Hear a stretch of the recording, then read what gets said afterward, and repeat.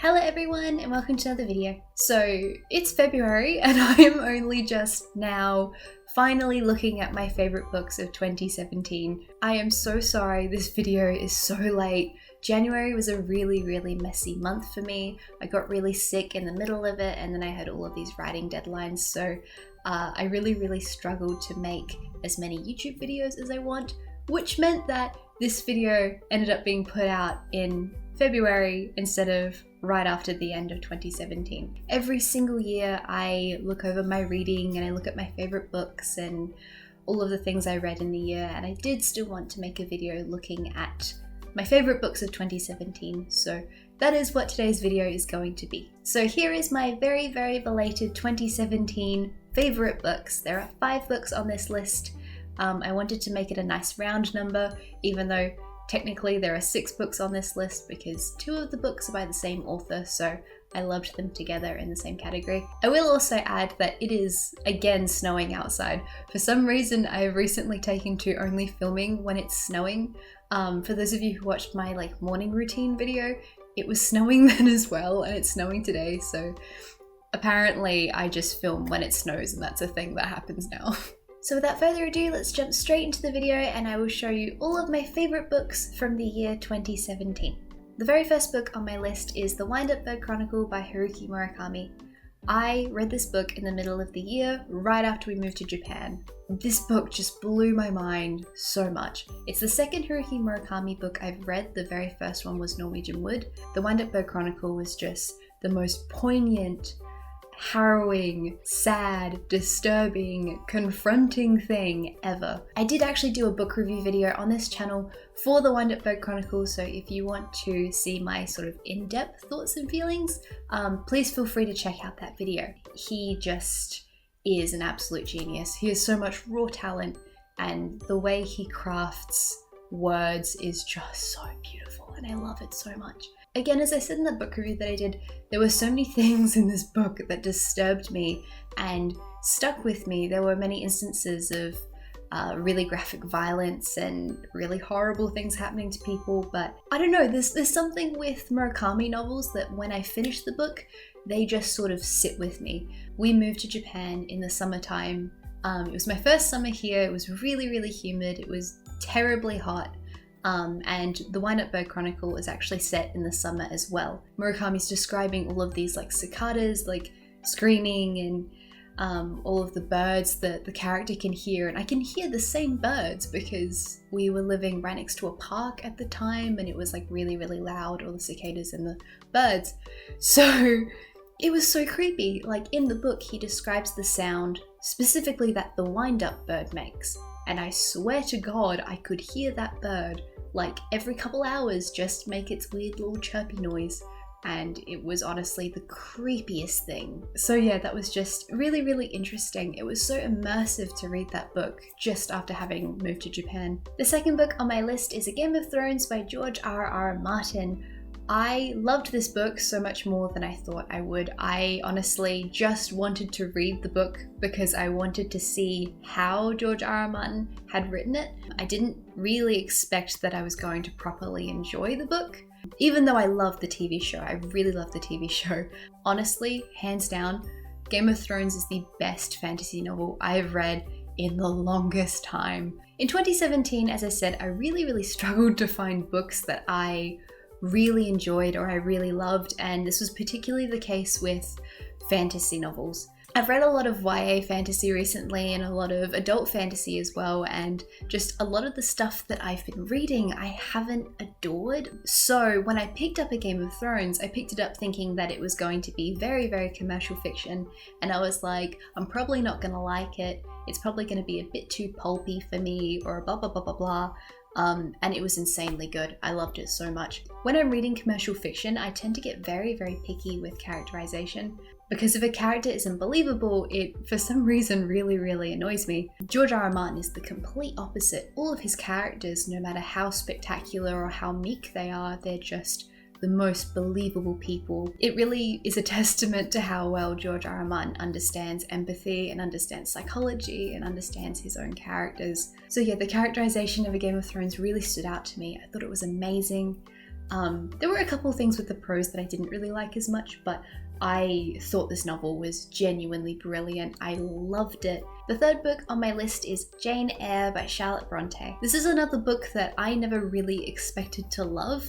The reason that I read it is because I'm reading everything from my Kindle at the moment because we live in Japan. So all of my books, my big collection of books are all at home back in Australia and they're all packed up. And I bought the entire Bronte collection for like 99 cents on Kindle. So I bought that collection like months and months and months ago, and I figured I may as well finally read a Bronte novel. I picked up Jane Eyre because that's one of the most famous Bronte novels, and I read it and I thought it was absolutely beautiful. I didn't know it was a Gothic novel going in, and I love Gothic literature. I studied at university and it was just so good. It was so brilliantly written.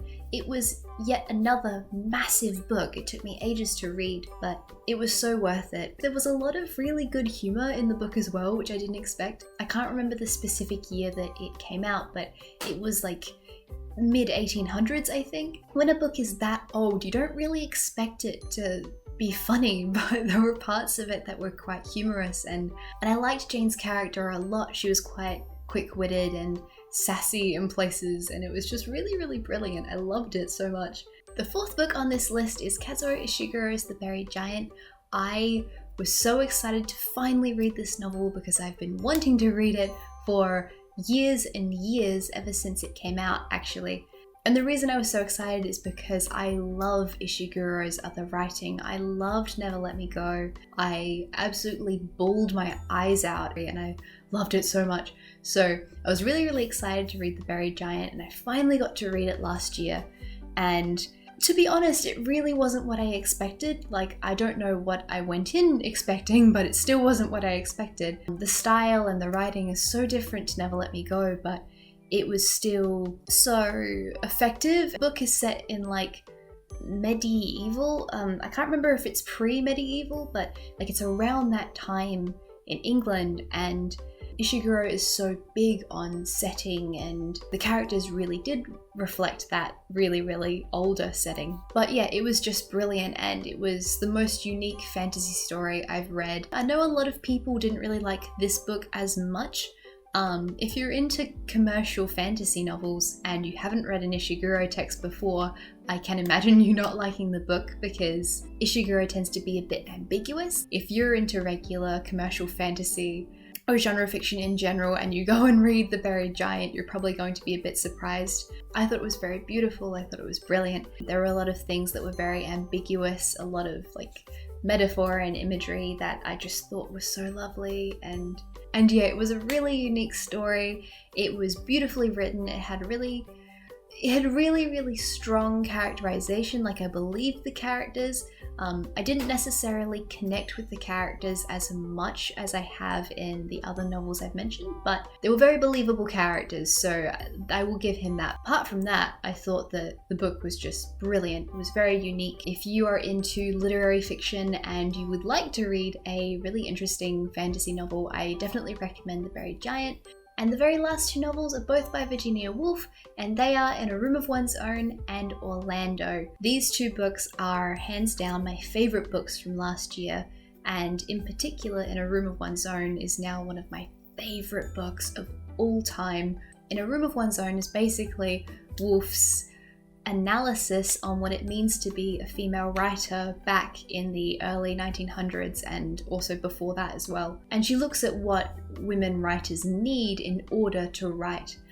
She looks at the privilege that women need and basically the economic freedom that's required in order to have the ability to write novels or to write fiction. It's just such a brilliant book because it's non-fiction, it's an analysis, but she writes it like it's this beautiful prose novel.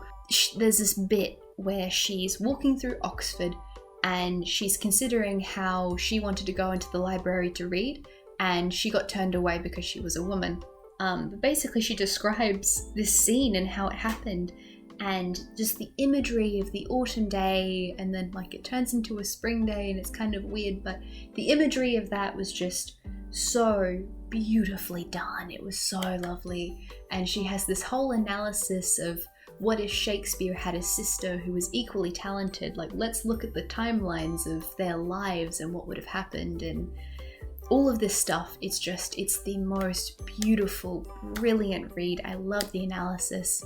It's a really, really good look at women in writing and women in Britain at this time. Obviously, if you wanted to use it as an analysis on equality or an analysis on women's treatment all over the world, it's a bit limited because Woolf is only considering women who are obviously Caucasian, middle class, so that's the group she's considering, but it's just really, really brilliantly done. It's such a beautiful read. And very last, but falling into the same category because it's Virginia Woolf, is Orlando. It's basically supposed to be a biography in which this young man, Orlando, lives for 300 years and also in the course of this time becomes a woman and like doesn't age.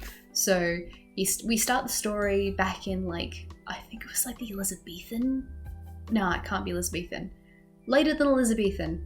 We start the story a long, long time ago, and basically Orlando is a young boy, and we end the story, and Orlando is like a middle-aged woman. It's just this really, really weird book. Like, there's no definitive plot. There's no, like, if you want to read this as a plot-based novel, that isn't the type of novel this is. It's the weirdest story I've ever read. And the way it considers this person's life and the way it analyzes his like shift between him being him to him being her and Orlando actually becoming a woman is it's so interesting. It's so beautifully, brilliantly done. And it was really forward thinking as well, the way it considered that Orlando is just a person, you know, their gender isn't intrinsically linked to who they are. And it was very, very fluid in the way it discusses gender, and I just thought it was so brilliant.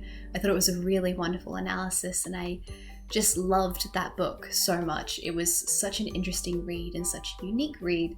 Okay, so my battery is now almost completely run out on my camera, and I really need to wrap up this video before I ramble any more about books. Basically, those were my 5 or 6-ish favourite books of the year 2017. Please let me know what your favourite books of the last year were, or what books you're excited to read in the year 2018. I hope you guys enjoyed the video and have a lovely day. Bye!